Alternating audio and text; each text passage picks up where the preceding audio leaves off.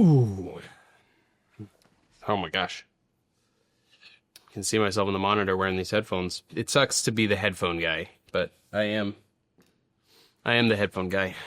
If it's not AirPods, it's now, which already kind of look bad. You kind of always look like you're walking through an airport when you have your AirPods on. But these shocks just look like you're the headphone guy from a long time ago. Like, like 2007. I feel like that was the first pair of Bluetooth headphones I had, were the ones that went over my ear and behind my head. The first thing that I actually had that was wireless, period, was a wireless remote controller for my PS2. And I remember, like, when I would adjust my legs, I would do this little, like, motion to, like, whip the cord so I could, like, swing my leg over or something. And I remember I would still do that even when it was wireless. And it felt, like, so freeing to have something that did not have cable. So then when I got my wireless headphones for the first time ever, I remember being in the car and just, like, the freedom of not having a cord hanging down was really unique. And now I take it for granted. In fact, it's almost the opposite. You stand up from your desk and you rip your headphones off because you forget that they're corded. One of the most underrated technologies that, like, don't get me wrong, it's huge, but I don't feel like people talk about it enough. Everyone talks about the advent of the internet, the advent of, like, the cell phone. I don't think anyone brings up enough, maybe, the advent or the distribution of GPS technology. Like, being able to just type in something and have a route to incredible accuracy at this point. Sure, GPSs in the beginning, when they had, like, the little Garmin devices, were so inaccurate.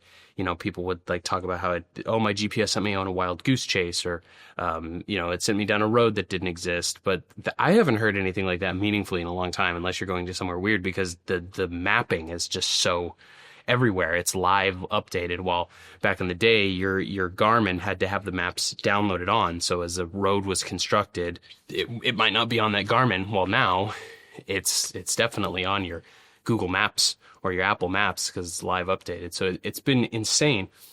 You used to have to get maps. Obviously, I remember learning to read a map when I was a kid, what all the different icons meant, how to measure the miles.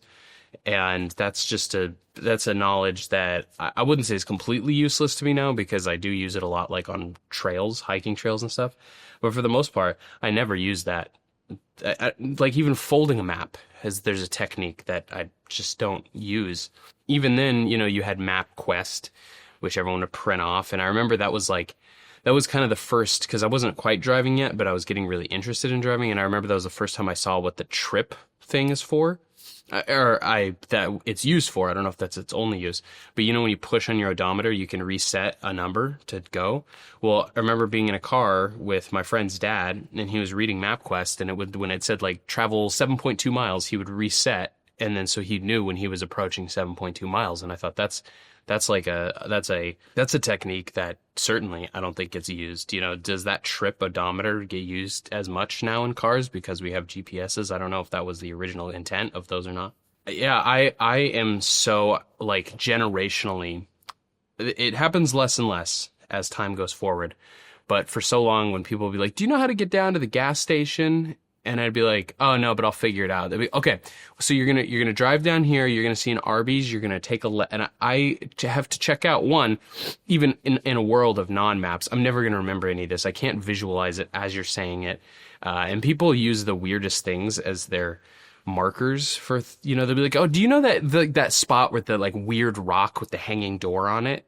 And then you drive by and it's a small little boulder in a parking lot. Like, I feel like people often, myself included, think that, you have something that you see and has a significance in your head, but it rarely has a significance in other people's heads, at least not to the level that they can recall it. So when someone's, like, rattling off directions of how to get somewhere, I'm so checked out of that, because I know I'm just going to go on Google Maps and Google it, but I'll still sit there and entertain it, because it almost takes more time.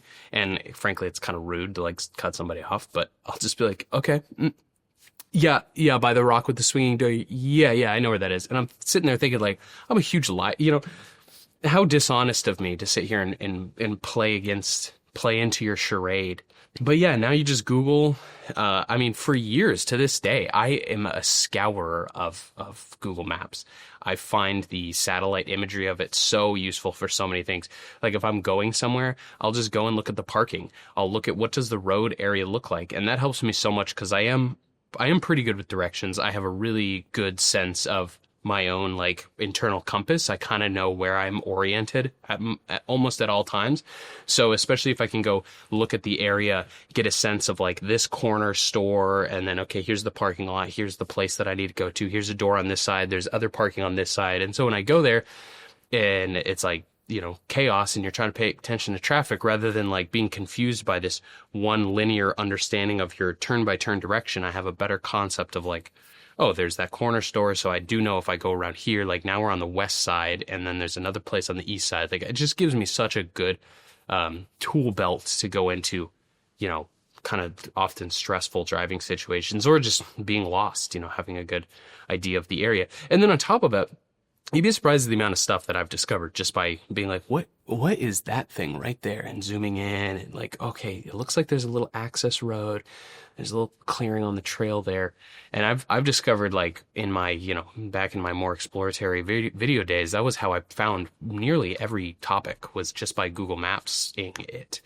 And then you go there and most everything has some sort of a plaque because, you know, these historical associations or these conservation commissions put a lot of time and pride into the things that they build, you know, whether it's a trail or whatever. So you find it, then you go there, you read the little plaque and you learn all about it. And then you turn around and you just regurgitate that into a video and it's content. And then, you know, it's cool because you're showing people stuff that, you know, they may not have known was there. So yeah, so with GPS to me, is one of the most incredible tools that I use all the time.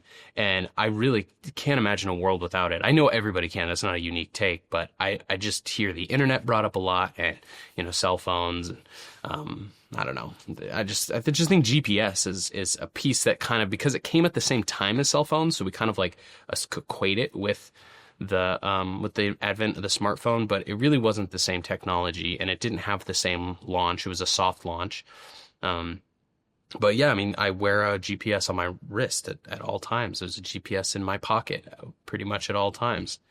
And it's really cool. And it's like a free government technology, you know, it's like a very, there's no paid subscription for the access to the global positioning.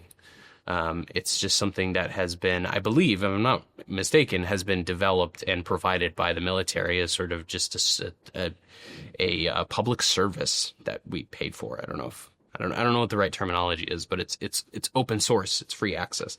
Now the software is in ways in which you gather that GPS. I think there's a lot of different paid routes, and obviously the technology that can, capture that information, or that's not free, but in general, it's a cool thing.